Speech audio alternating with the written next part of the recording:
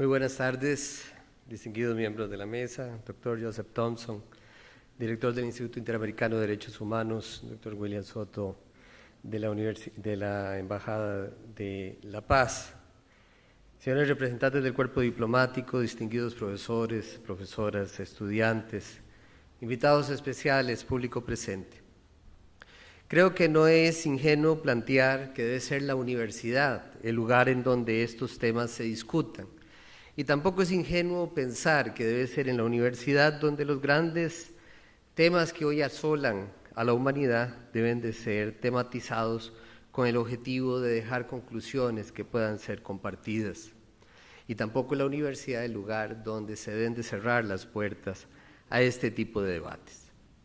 La ocasión que hoy tenemos en la Facultad de Derecho de hacer un aporte para no olvidar los rigores, las atrocidades, la muerte y la destrucción provenientes del Holocausto, también nos da la oportunidad de recordar otros holocaustos y el genocidio que hoy tiene lugar en diferentes lugares del mundo, como Guatemala, Ruanda, la ex Yugoslavia y la Franja de Gaza.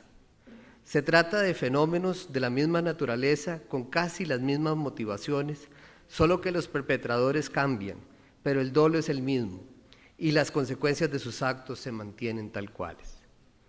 Debemos de tener en cuenta también las diversas legislaciones que se han emitido en diversos países para no olvidar el pasado. Francia, por ejemplo, ha hecho aportes importantísimos al derecho comparado con su legislación única en materia de memoria histórica, con el fin de regular normativamente la memoria colectiva de su país. Así, la ley Gaissot de julio de 1990 hacía que la negación de la exterminación de los judíos fuera un delito penal, así como una ley de octubre del 2006 que preveía una pena de 1 año de prisión para todos aquellos que cuestionaran la corrección del término genocidio para describir el exterminio de los armenios. Sin olvidar tampoco la ley de febrero del 2005 en Francia, que invocaba el deber de los maestros a reconocer, comillas, el rol positivo de Francia en el extranjero, notablemente en el norte de África. Esta tradición francesa de castigar penalmente para no olvidar es un antecedente interesante que no puede ser pasado por alto. Podríamos cuestionar esta tendencia que deja que sea el legislador el que ordene cómo ha de ser nuestra memoria y qué cosas debemos recordar y cuáles no. Lo mismo podríamos hacer de convertir al derecho penal en un mecanismo para incentivar la memoria de la historia y generar consenso sobre cómo han de ser nuestros recuerdos. Pero al margen de estos temas de gran relevancia política, pero sobre todo de gran relevancia de derechos humanos, debemos de poner en la mesa de discusión qué significa hoy un holocausto. Creo que la ocasión que hoy se nos presenta es precisamente para eso, para no olvidar, como tampoco para dejar de lado esos otros holocaustos que junto a la tragedia enorme del pueblo judío, hoy también incorpora el dolor y el sufrimiento de los cristianos en Irak, de los pobladores de la Franja de Gaza y de los indígenas maya quichés, que por décadas soportaron la destrucción de sus poblados y la muerte de sus integrantes en manos del ejército guatemalteco. Los holocaustos modernos y los genocidios están a la orden del día. No se agotaron con los nazis en la Segunda Guerra Mundial, sino que se proyectan sombríamente en la historia que recién escribimos en el siglo XXI. No podemos ser olvidadizos del papel del genocidio como delito internacional, como tampoco podemos olvidar las características del hecho que tal concepto abarca.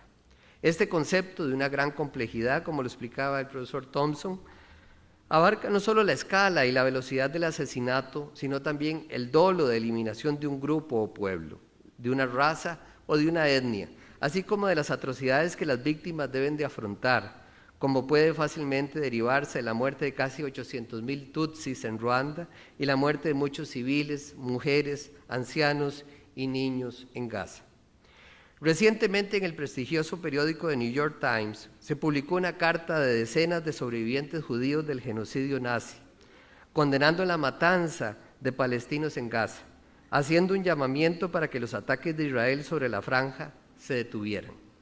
Esta carta pública nos recuerda que el genocidio comienza recién con el silencio del mundo, y este texto no puede ser una construcción ideológica, cuando la afirman 40 sobrevivientes del genocidio y casi 300 parientes de víctimas del Holocausto.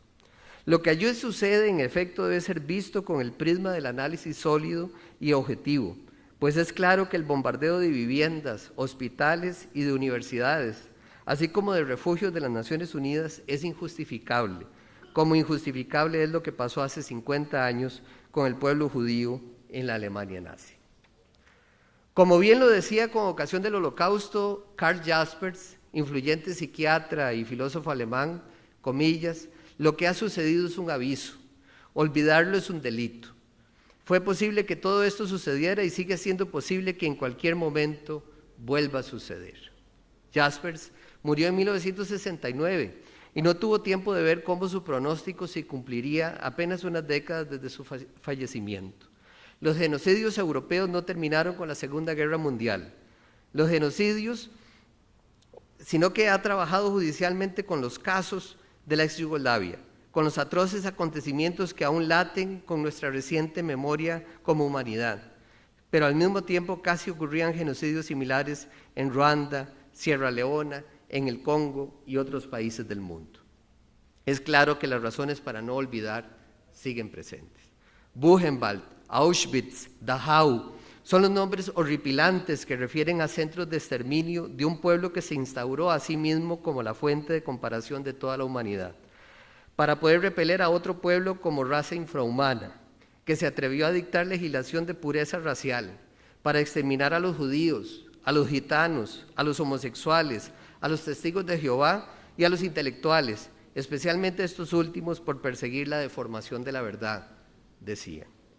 Juristas de la talla de Edmund Mesger se atrevieron a visitar centros de exterminio nazi con el fin de inspirarse, decían, en la redacción de la legislación para justificar todos esos atroces actos y pasar luego de concluido el conflicto a asumir sus cátedras y a recibir homenajes de sus colegas. No debemos olvidar, para que esto no vuelva a ocurrir, para que las universidades no se conviertan en lugares para reconstruir una verdad parcial, para buscar recuerdos selectivos y olvidar el compromiso que como centros de conocimiento tenemos de mantener viva la flama de la crítica y del análisis. Eso no es ser ingenuo. Mesger llegó a alcanzar la promulgación de su ley de extraños a la comunidad y contribuyó a que el programa nazi de limpieza de la raza se pudiera realizar hasta el último de los días del Tercer Reich. En la recta final de la guerra, 250,000 discapacitados habían sido asesinados con inyecciones letales, con drogas, con inanición provocada o en las cámaras de gas. Fueron los nazis los que iniciaron el programa de guetos, donde la valentía de las víctimas les permitió soportar el horror indecible de aquellos lugares, haciendo resistencia espiritual, prometiéndose no desfallecer ante esos tratos absolutamente indignos con respecto a la condición de personas humanas de los así aislados por razón de su religión o de su pertenencia étnica. Es por ello que con Bertolt Brecht podemos recordar, comillas, la primera vez que se informó que nuestros amigos estaban siendo masacrados, hubo un grito de horror. Luego un centenar fueron masacrados. Pero cuando 1000 fueron masacrados y no había fin de la masacre, se esparció un manto de silencio. No podemos permitir que ese manto de silencio continúe, que los holocaustos del pasado y del presente sucedan sin que nosotros elevemos nuestra voz, no solo para recordar el compromiso de los estados al aprobar la Convención de las Naciones Unidas para la prevención y sanción del delito de genocidio, sino también para mantener los órganos de justicia que tienen que hacer posible que estos hechos queden condenados, como la Corte Penal Internacional, creada por el Estatuto de Roma de 1998 y que es uno de los mecanismos más importantes para reaccionar frente a la muerte y a la devastación que se producen en conflictos armados y donde solo hay muerte y dolor y ninguna solución a los problemas debatidos. Nadie puede aducir ignorancia, como nos lo recuerda Kofi Annan, exsecretario general de las Naciones Unidas. Debemos con él preguntarnos, antes de pedir la reacción de los países y de las instituciones a cargo, ¿qué hemos hecho nosotros para impedir que esto suceda? ¿Qué hemos hecho nosotros para evitar que esto siga ocurriendo? Y sobre todo preguntarnos, ¿qué estoy haciendo yo para que sea menos probable que haya una próxima vez? Muchas gracias.